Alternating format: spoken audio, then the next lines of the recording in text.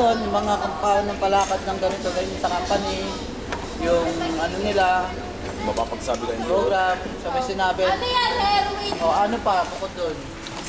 Nagtanong naman ako ganito, ganyan. Tapos ano pa? Yun lang, sa akad kumain. Ano po masasabi mo? Tayo.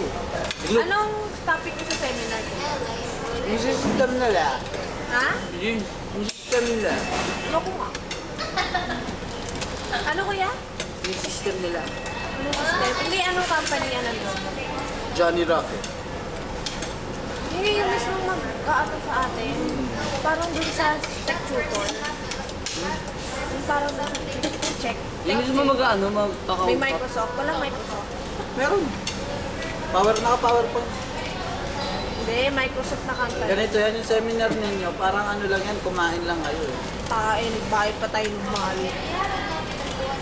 Pero sulit. Bakit? Sulitin nyo nga eh. Kumain na kasi kayo ngayon eh. Gusto mo na. Unlimited fries, unlimited iced tea. Price lang. Price lang. Pero yung burger ninyo ganito kalaki. Yung alin? Burger. Johnny Rocket. Sige, may aso pa. Fuck, worst. Binili ko para sa akin, hindi para sa akin. Ha? Tama. So, sige na, sa isang public ano ka, public. Ano yung mga housemate? Ganyan tayo kapag nagugutom pay. Sarap kayo. Parang hindi naman nakakagutom, nakaka-intimidate naman yung ginagawa. Ha? Samahan daw natin si sa Starbucks. Hindi yan kumakain sa labas. Ice cream lang. Besan ba gusto mo Kumakain ako sa Starbucks? labas kapag treat ako ni Mom. Ayaw Want ko it, sa- please?